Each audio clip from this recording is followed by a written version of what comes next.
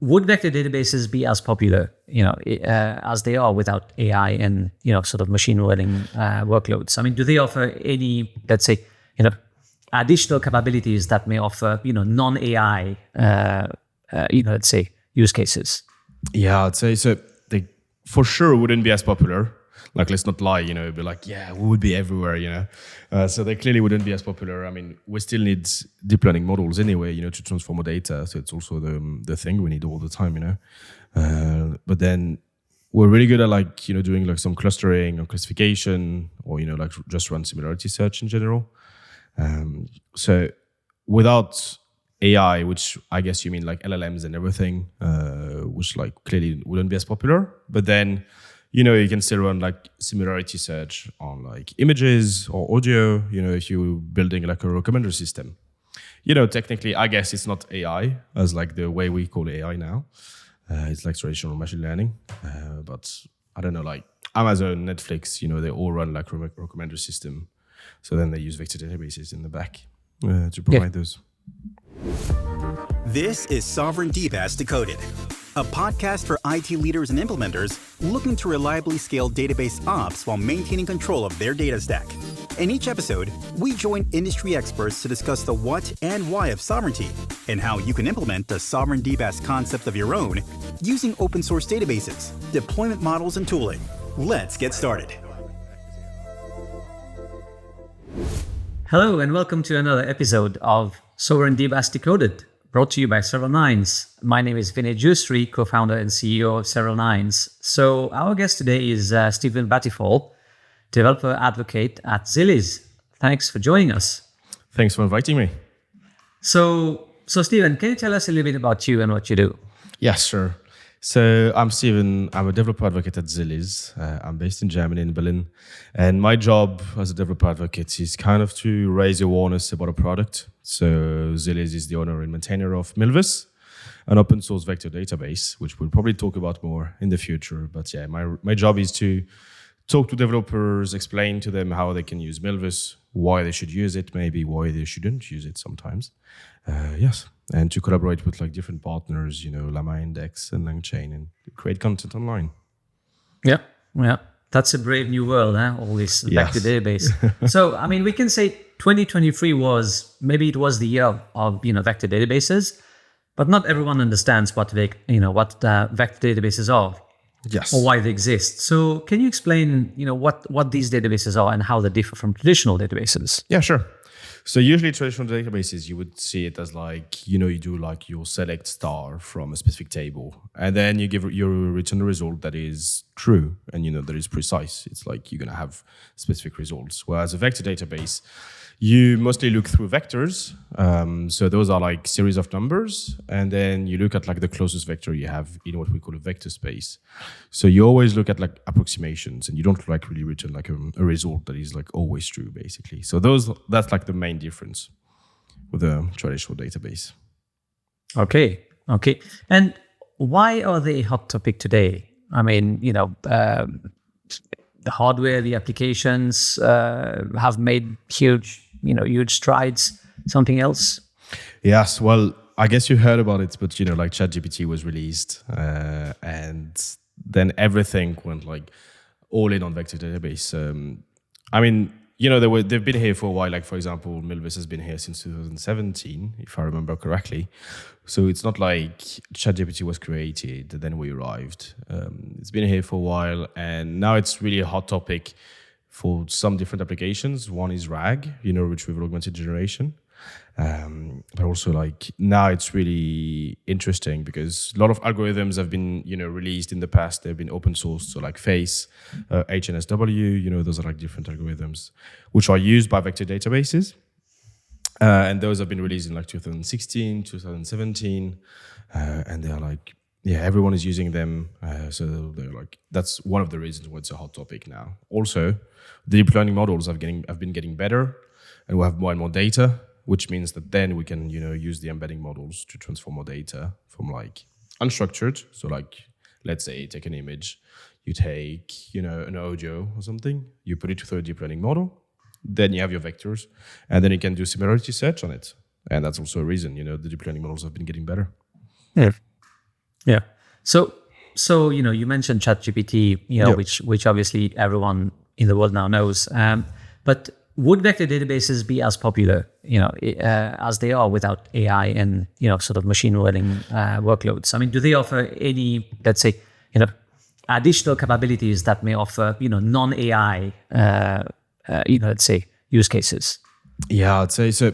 They for sure wouldn't be as popular. Like, let's not lie, be like, yeah, we would be everywhere, So they clearly wouldn't be as popular. I mean, we still need deep learning models anyway, to transform our data. So it's also the thing we need all the time, But then we're really good at doing like some clustering or classification or, like just run similarity search in general. So without AI, which I guess you mean like LLMs and everything, which like clearly wouldn't be as popular, but then you can still run like similarity search on like images or audio, if you're building like a recommender system. Technically, I guess it's not AI as like the way we call AI now. It's like traditional machine learning. But I don't know, like Amazon, Netflix, they all run like recommender system. So then they use vector databases in the back to provide those. Yep. Yeah. So I mean, the thing is, LLMs like GPT-4. I mean, I guess they are the poster child, right, for the broad application of generative AI. But what do you see is their future in a way? So, what is the true potential in terms of adoption? I mean, do you see, for example, LLMs in every organization too? Yeah, that's a good question. I feel like I can't really predict the future, but what I feel like is that yes, actually, it will probably be used in a lot of companies for like maybe you won't use directly with their customers, but you can like simplify some processes. Let me give you an example of like I recently signed a contract in Germany for a flat. This contract is handwritten, it's printed, and it's in German. So what I did was that I took a picture of it. I put it through ChatGPT-4 and I was like, can you summarize it for me and give me like all the action points that I need to do? And then, read through it, translated it and gave me like the action points I had to do. And I was like, say, maybe that's the way I see it, like being used everywhere in the future. Maybe not, like you serve it to your customer because I don't know if it's always useful. But like, to process some things to like simplify the life of your employees. I think we could like have like some cool things in the future. Yeah, and I guess that's some of these use cases can be mission critical. Some of them more like they are helping you in your daily whatever things you're doing. So do you think we'll see a split of in the use cases maybe publicly available implementations for low stakes workloads and private implementations for maybe high stake ones? Yeah, definitely. I think it's what people are realizing at the moment. Like I guess it's the same for you. You probably see it on your side, but like like a year ago, everyone was like using ChatGPT and we're like, let's go. We use the API. We go all in on it. Then they realized they had a couple of problems with it. I mean, it's still like an amazing system. Don't get me wrong here, but like you need to fine tune it. You need to like make sure it's correct. You need to use your own data.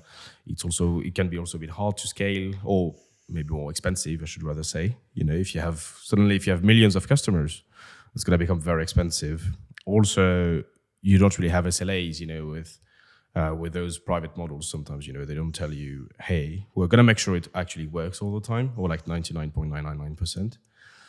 So those are like the things where I think we'll have like different things in the future, and we can already see it, with like Llama 3. I see like some customers are using Llama 3, for example. They try to deploy it. Some of the customers, they work for governments, and they're like, we're just not allowed to use, OpenAI or any private models. Actually, we have to host it ourselves. Same for like, they were like, we have to use open source everywhere. We're not allowed to use US software as well. Like I'm talking to some companies that are in Central Asia, and they're like, we're just not allowed to use American software. So I do see like different things now in the future. Or like probably some that you host yourself as well. Right. Yeah. So let's say coming back in terms of adoption, what is needed, for these LLMs to, let's say, for us to see large scale, adoption, right? I mean, as you mentioned, there was still a lot of testing to be done. Some are still producing incorrect, results. Yes. What maybe some people call, these hallucinations. I mean, is the solution training, them on your data, right? On your own data, as implied in one of the previous webinars at Zilliz. And if so, will everyone have their own vector database in the future? Yeah, I think it's a good question. I think it's a very relevant question with what, I don't know if you've seen, but Google recently released, the new like LLM powered search. Might have backfired a bit because I think I've seen like examples on Twitter of, people being like, oh, can I eat rocks? And Google being like, yes, it's totally fine to eat rocks. You may eat 1 rock per day. It's good for you. And what's interesting is that, like before the whole AI and LLM, people were really careful with the data. They were really cleaning the data, really made sure, the data was correct. And I kind of feel like we kind of forgot that, we were like, you can just throw everything at the LLM and then you figure things out self. And actually now you can see that, it's still the same thing. It's like garbage in, garbage out. You still need to be very careful with your data. So I do think fine-tuning can really help you in some cases, but you also have to be careful with the data, just don't throw like Reddit answers out of the blue because, like some answers on Reddit are like amazing, but then some of them will tell you to eat rocks. Yeah. So I feel like that's probably the biggest thing in the future to be careful with. And then to reply to your second question, will everyone have a vector database? I think it can become some kind of commodity, when you use like LLMs in general, because even if you don't fine tune, you'll probably want to add your own data, and then you do what you call RAG usually, which is retrieval augmented generation, which means that, you take your data and then you store everything in your vector database, and then the LLM will like fetch everything, will run a similarity search on it, and then will give you results. And that's what I see like a lot, because it's fairly easy to do as a POC. It's quite hard to scale, it's like, it's not an easy thing to do. Like people always say, yeah, RAG is very easy. It's 20 lines of code. And yes, it is 20 lines of code when you do a POC and, you have 5 documents. If you have 1 million documents, it's a bit harder. So I do, in my opinion, see it everywhere, especially to ground LLMs. But yeah, then it's like, it's also, I think, we have to, I don't know if educate is the right word, but we have to really tell developers, hey, garbage in, garbage out, be careful on your data. Yeah. Just because you put RAG doesn't mean everything will work, and you're like, yeah, everything is correct now, as we've seen on Google.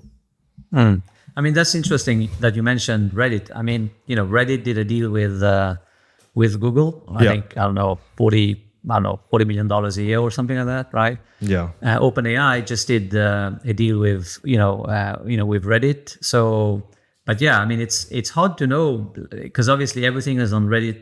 Like it's not like everything is true or it's people discussing things, but it's a huge amount of information in there, right? But then you don't know what's not all of it is accurate, obviously, right?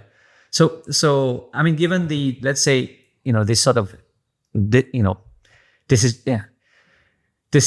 decision, let's say, process opacity, if we can say, right? What guardrails can we implement to, let's say, validate outputs, ensure accuracy, identify potential bias, right, within the training data? I mean, there's also talks about, machine learning, machine unlearning, in a way, What's your thoughts? Yeah, I feel like it's a very complicated one. I've seen like a lot recently as like LLM as a judge, for example, where like, you use an LLM to then verify your LLM queries. Also to have like some golden queries, where like, know the truth and you make sure that your LLM is saying the truth. But it's also like, would you ever thought of writing down, can you eat rocks? It's also like, it's also the thing. What I feel like is that usually it can be good to like, have different sources, like check different sources, check different things, like, and then return, like depending on what you're doing, but then you can like ask your LLM to like, okay, like have like 3-4 sources. Are they conflicting each other? Are they saying the same thing? And then, if they're conflicting each other, maybe you can be like, give a reply being like, actually, I'm not so sure. Please, you should check out yourself. Or then if like the sources are the same, you can be a bit more confident, I would say. From what I've seen a lot, LLM as a judge seems to work a bit. But then to the scale of, for example, Google, no one, I think, has figured it out yet. Hence why Google has those problems. But I feel like for smaller companies, maybe to reply for that one, like smaller companies have some golden queries, where like you want to make sure that the LLM is giving the correct answer, and have some like data set that you can use all the time. And then LLM as a judge as well seems to be quite popular from what I talk to customers and what I've tried on. Right. Yeah. So moving over a little bit to data sovereignty concerns around AI. So and how these affect vector databases. So from your experience, what are the data privacy concerns that AI applications face? I feel like everyone is a bit scared that OpenAI or any companies will use the data, the private data. So especially enterprises. I live in Germany, for example, which tends to be like a lot of data privacy focused as well. So a lot of people are scared of, will OpenAI know about my private life, or will they read all my emails? And then I can ask, hey, what did Vinay say on this email? And OpenAI is like giving me all the information. I feel like that's what a lot of people are scared of. They really don't want to share their private data, which makes sense. Like especially companies, like enterprises, you don't want to share like I don't know if you have an investment round or something. Probably don't want to share that with the rest. So I feel like those are like the main one. And then it's also like about the usage, of data. It's like data. Well, we used to say like data is a new oil. I guess you see it now with the LLMs. But it's also like, do you want to keep it to make sure that no one can train it, and then you stay the best, or like you stay on top of your game because you have access to the data, for example. I think it's a big problem. Also, a company I know, they're creating proteins. They create proteins. They create vegan proteins, and their whole success is how they treat the data, and how they process it and how they use an ML model for it. So for those, it's extremely important that it's not leaked anywhere. Because otherwise the company is like not doomed, but it's really the key advantage. Yeah. Actually, I even saw last week that as a Slack user, I didn't realize this, but Slack is actually, your historical data is being used to train some of these AI models, and apparently it's somehow used to make, I don't know, you're gonna get a better experience by that training. But then the question is, well, what happens if if all these companies are having their Slack data trained? Yeah. Right. And how is it that it's training, it's used as training data, but it's only benefits the organization. So your private data doesn't leak, right? It's a thing, and it's also, for Slack in the context, like it's quite expensive, So as a company, it's also like, I don't know how you put yourself, as a company, being like, oh yeah, I'm paying like, I don't know, 10 of thousands, and then people could just Slack and then just use your data.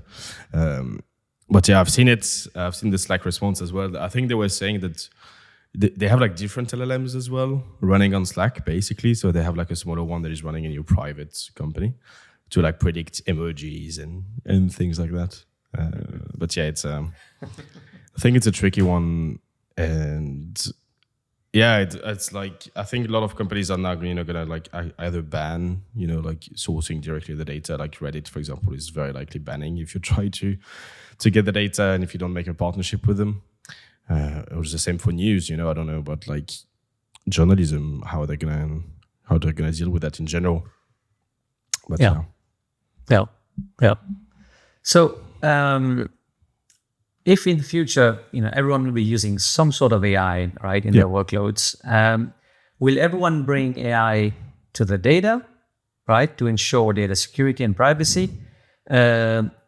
or at least in highly regulated industries. Because I mean, the other way is you have AI there somewhere in the cloud, and then you bring your data to it, right? Yeah. How do you say this? Yeah, I think it really depends on your use case. For example, one thing I like with Zilliz in general. So Zilliz is the managed Milvis. So we have like Zilliz Cloud. And then we have what is called BYOC, which is bring your own compute. So you have like the Zilliz Cloud that is just managing, like the control panel and then everything. And then all the data stays in your cloud. So then like we never see it, we never touch it. I think it's becoming more and more popular to, not fully trust, companies and be like, yeah, we are like a cloud company or whatever. And yeah, it's becoming more and more popular to keep your data, keep it in your, I don't know, AWS or Google Cloud or Alibaba or wherever you are, and then have the control plane somewhere else from the company so they don't really talk to each other. And I think it's becoming, I see it more and more. I've seen it from some of our customers as well asking, hey, I'd love to use your tool, but I don't want you to have access to our data at all, So that's something that I see more and more common. So everything is private. Right. Actually, you mentioned the sort of bring your own cloud from Zilliz Cloud, right? Yeah. So you're allowing customers to have to keep their data in their virtual private cloud, and then you have the control plane somewhere else in your network, and you're actually managing those databases, right? So yes. So and the assumption is, I guess, I've seen support for AWS, GCP, and Azure, which is the most common ones. But what about those who use other clouds, Alibaba or IBM, or Baidu, So because there's also a lot of data sitting in all these enterprise data centers, right? So a lot of stuff which has been there for 10, 15, 20 years, right? So how do you handle that? Yeah, those are like, I think it's also a very interesting point is like, I know, for example, that Zilliz is also compatible with Alibaba and different cloud providers. But then, I think it's where like, also AWS and GCP are trying, they're like trying to make it easy to transfer data from like different cloud providers. So on our side, I know we don't support bring your own compute on Baidu or IBM. I think it's mostly we would probably likely do it if like a customer comes in and like, hey, by the way, I really want that. We are actually at the moment on IBM Watson, and we really need it. It's we could probably do it because then it's mostly about how you create a cluster on AWS and then or GCP or then IBM. But then that part, I would say, is not the hardest part. So James, which is our head of engineering, the way he created it, that actual whole part is like to make it very easy to then deploy it to like other clouds or other regions as well. So it's something that is possible, but then we need to we need to have customers to make it, because in the end we're still a startup. We don't want to like invest in let's say IBM Watson, and then, no one comes. So that's more how it works. And I guess I think we'll come back to that a little bit later. But the way that you guys have made it possible to run in multiple environments. I mean, you're using Kubernetes as the sort of common denominator there across all these environments. Definitely, yeah. It's so Kubernetes is where we usually tell you to deploy Milvis, and then in the end, Zilliz is also running on that. But it's really like we also support multi-cloud. So then, if you are like also on AWS or GCP, then it's also possible. But Kubernetes is where we run things, and that's also the way to operate and the way to scale it. We also have Milvis Lite, actually, which has been recently released, which is the idea, with Milvis, the idea from the beginning was like, we want to make it possible for you to scale up to like billion plus vectors easily. But then, with the rise of like Gen AI developers and like, especially since last year, we also had to focus a bit more on beginners. You don't want to use you don't want to start, like your POC with your app where you have no idea what, an LLM is working and everything, and we have to tell you, hey, you have to deploy on Kubernetes first. So we release Milvus Lite, which, runs everything in your memory, which makes it also way easier for you. But yeah, for scale, Kubernetes is definitely the answer. Interesting that you mentioned, let's say developers taking, using something easy because you don't want them to install a big infrastructure, right? But very often data sovereignty is not really, the reason they would pick something, right? They would just, developers would usually just pick something that just helps them to get where they need to get, right? Yep. Without much fuss, because they want, they have their application or whatever to build.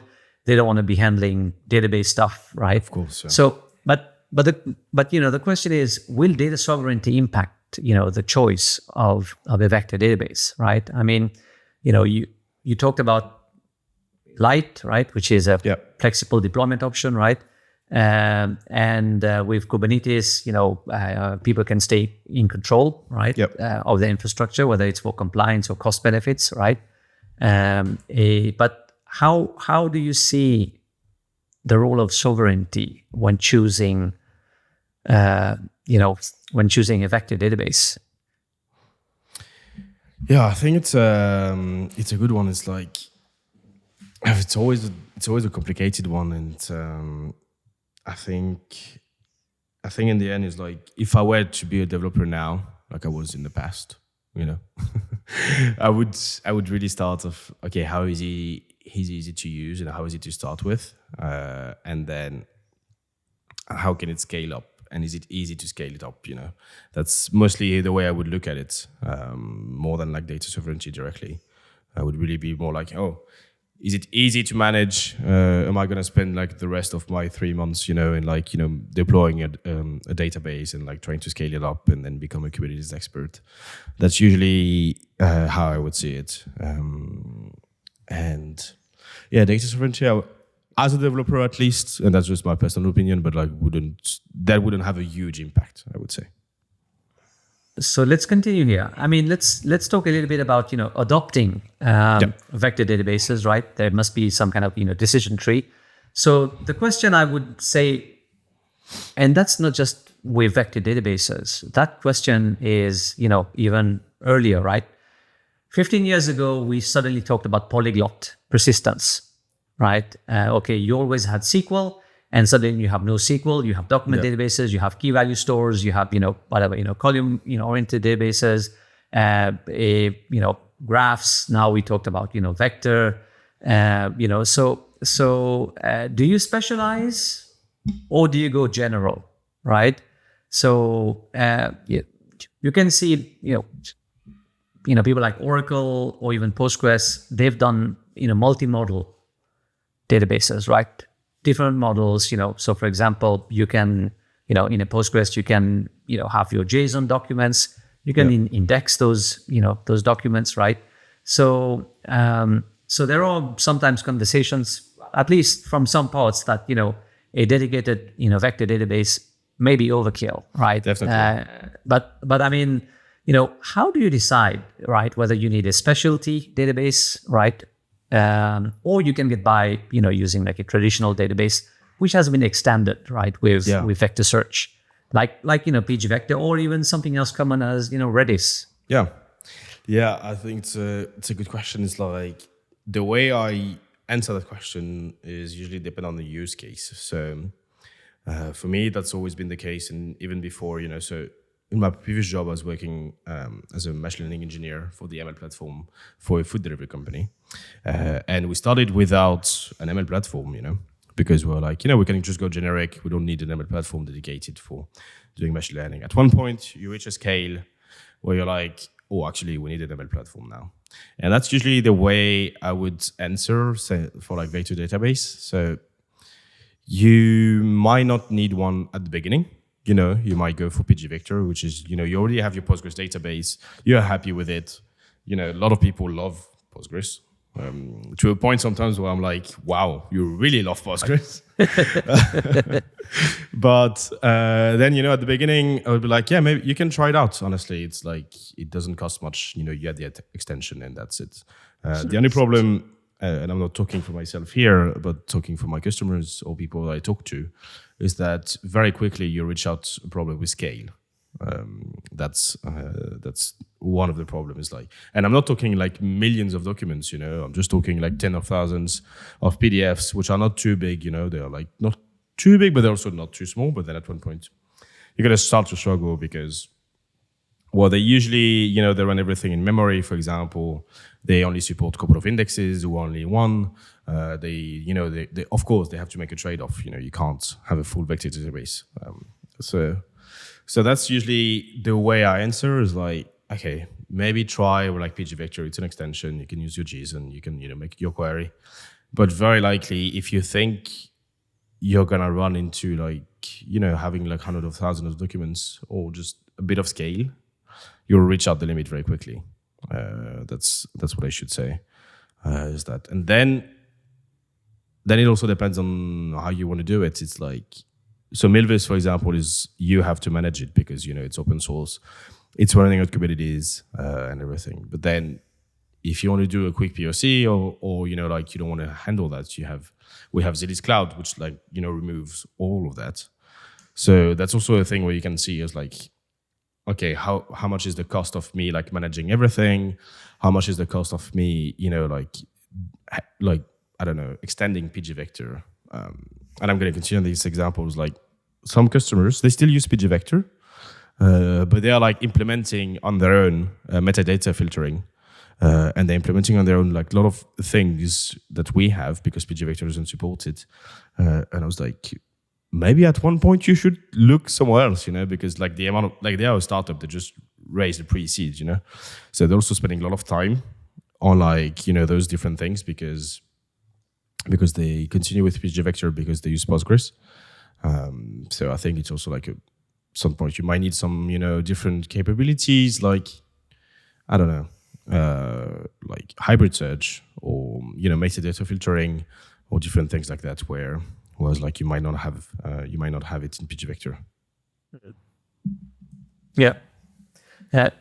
You spoke about scale and, are there any operational, let's say, considerations, right, unique to vector database? I mean, would they mirror, those that are of other, let's say NoSQL databases, right? I guess for Milvus, I mean, Kubernetes is probably the main one to operate. Yeah. I mean, would that be the sort of, difference? Because I see that in the architecture, there's quite a few components in there. Definitely, yeah. Yeah, so for Milvus, the way it works is that, yeah, it's you always have like, the sharding, this partitioning as well, where like, depending on your data, you can do it as well. Like you have, for example, for Mongo. The way then it works, and in particular for Milvus, is that everything is independent. So Milvus, you can like scale it up horizontally and vertically. And you can scale up every component as well. So I like to explain is like, you have 3 different kind of things on Milvus. You have the index nodes, you have the data nodes, and the query node. And you can scale up and down those depending on your data, depending on your needs as well. If you, I don't know, if you have like a lot of data, but you don't make query often, then you can scale up the data node. And then if you're going to have a lot of query, then you can scale up the query nodes. That way, one doesn't impact the other. And they're fully independent. So I think that's one thing that, from a software engineering point of view, I'm very impressed. Just because, in the past, I've run on different databases or something, and then usually, like especially on Kubernetes, it can be hard to, scale up and down some components. Whereas here, you can really have like control over whatever you want to scale up and down. And yeah, maybe you're gonna have like your index will be like, you're gonna build a new index because you have some new data, or you're like you want to do something else, and then you can just scale it up instead of like struggling and waiting, and then your query is slow because then you're indexing everything. So yeah, usually that's how we go for scale. It's like fully distributed and scale up and vertically and horizontally. Yeah, and I guess you need to have pretty good, let's say, metering of metrics, performance management, because I guess the act of scaling itself, it's done by the Kubernetes operator, so you can tell it to scale, but then at some point you need to have the information to know what to scale. Of course, yeah. It's really like you can monitor, and it's like, I don't know, I've done it in the past, but like using Grafana or then using whatever you want, like you have all the metrics available, where we'll tell you, hey, you have like a lot of usage on your query node, for example, maybe you should scale it up. Well, it doesn't say it like that, obviously, but you get the idea. You can see your metrics, and like the P99 will be like very, very way higher, and then you're gonna struggle. So that's usually the way to do it. With Zilliz, what is nice is that we obviously manage that for you. That's part of the cloud offering. We have auto scaling everywhere for you, and that is the same. We have an auto index, so depending on your data, we also pick the best index for you. And because one thing, for example, with Prevails, which is I guess good, but can also be a bit confusing, is that we support 15 different indexes. So it's like, yes, it's amazing. You can pick whatever you want, but as a developer, it might be complicated for you as well, to choose which one. Obviously, then we have doc explaining which one you should use and when. Yeah. But like, for example, on Zilliz, you wouldn't have to do that because, we do that for you. Yeah. But then, those indexes are like, you have a lot. Yeah. Yeah. Well, in a way, it's similar to, even relational databases, right? I mean, you can read the docs, there's ways, but are you doing a lot of full table scans? Well, probably you need to put an index on that column. Yeah. I mean, there's a number of things you do which probably every DBA knows, right? But then you don't need to learn about them. Yes. So exactly. So moving a little bit to, let's say, licensing, right? Yeah. Open source versus using the open source software versus fully managed, right? So your company is, let's say, Milvus, right? It can be fully downloaded. It is available under a permissive, I believe, Apache license. Yeah, Apache license. So an enterprise can download it and use it internally, or it can get it via, Zilliz Cloud, right? Yeah. Pinecone is another popular, vector database, but it's only available as a managed service, I believe, right? So is it a risk to rely on a technology that is only available as a cloud service? So I would say yes, but now I come as like very biased, obviously. So I'm just going to explain my reasoning is that, well, in my previous jobs, the whole platform was running on open source, for example. So that means, we could fork whatever we wanted. We could, like, if there was a bug also, we could like fix it ourselves. Sometimes the amount of times where, you do something that is a bit out of the box and then you encounter a bug, and then if you're on something that is proprietary, then you have to wait for them to fix it, which can take a while as well. So I'd say that's one risk when you rely on something that is closed source. The other one is that they may close. They may like run out of money at one point if they don't find the customers, or they might increase the prices, and then if you're too locked down, then you have no choice but to accept it and pay more usually. So that's also like another problem, I would say. And then it's like sometimes they're going to limit you in what you can do as well, with it. Like maybe you can't build a business on top of it that is like a direct competitor, or, I don't know if it's the case for Pinecone. I'm just like giving examples here. But so, those are like, I would say the three main reasons where I would say it can be a bit risky. Especially like coming from a price point of view, like it can get very expensive very quickly. And then it's also like, it can be hard to then move on to another vector database, for example, because, your format is available for Pinecone, but maybe it doesn't work for like another one. So those can be a bit risky, I would say. Yeah. Looking at the open source landscape, and this is kind of a little bit, something that you alluded to, right? Yeah. I think the third reason that you spoke about. I mean, so several database companies have changed, their open source license to source available. Yes. Right. MongoDB, Redis, Elasticsearch, even HashiCorp, right, moved from open source. And Milvus has it has a permissive Apache 2 license, right? So somebody could offer it as a service and compete against your company. Yep. I mean, thoughts about that?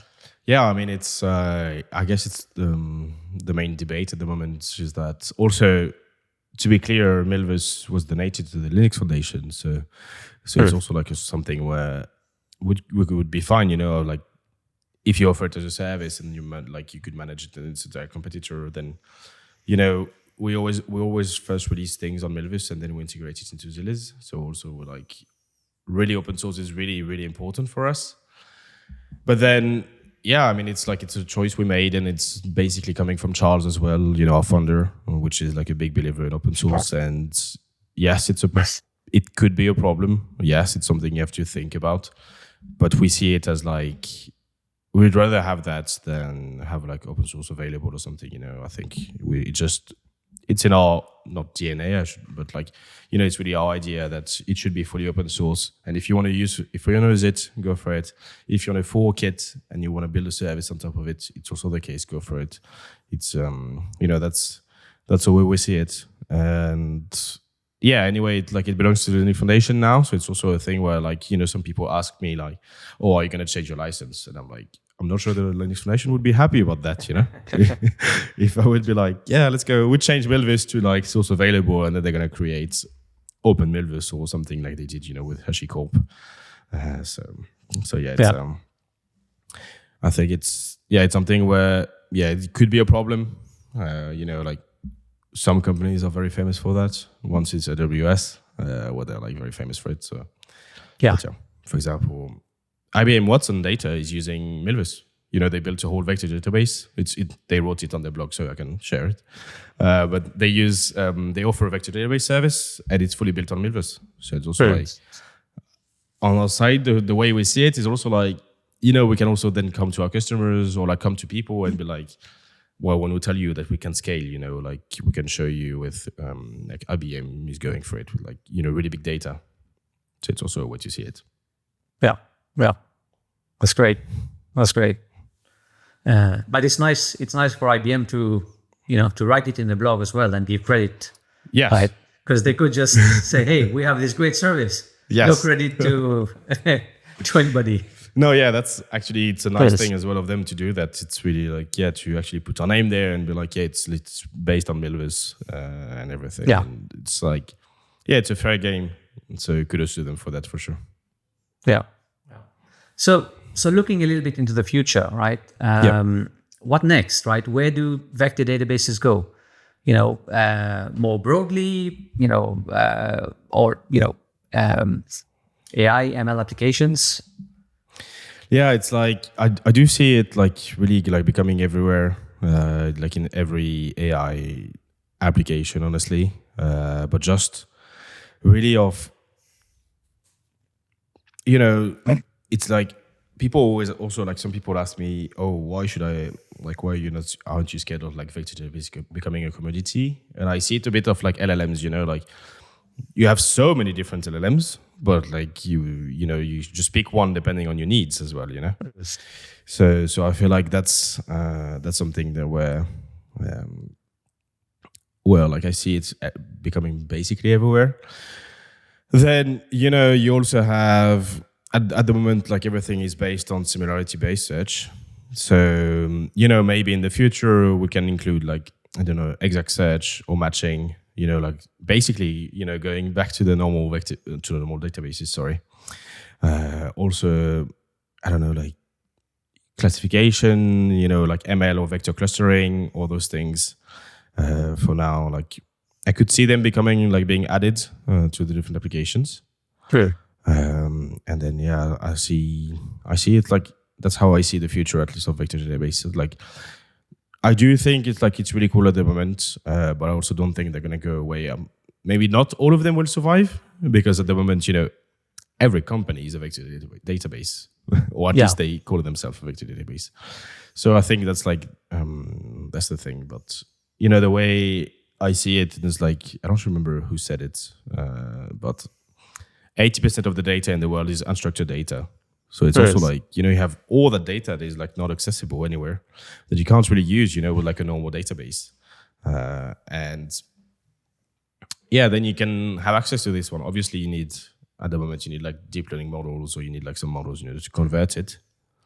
But in the end, if you can have access to those, then, you can be like, that could be actually really cool. Yeah. Yeah. So, So and for that feature, I mean, what do we need to get there, from the community, from organizations, from vendors? I mean, I guess, there is more of these features to be developed, right? I mean, if you're looking at search, for example, you talked about similarity searching, you talk about classification, but I guess also, middle of the slide, in a way, you're looking at putting, I don't know, giving let's say an easy experience to every single developer as well, right? Exactly. So that it kind of, expands the the sort of, the reach of vector databases.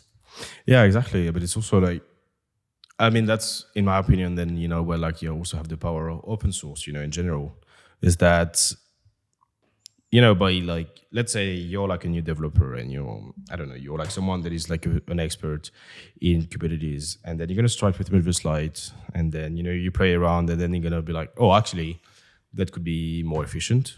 And then, you make something new, you make a collaboration. I think it's the same as well for search capabilities, where like we have similarity search, and we have, different algorithms that have been released by Meta, by like different players like that. So then they open source it.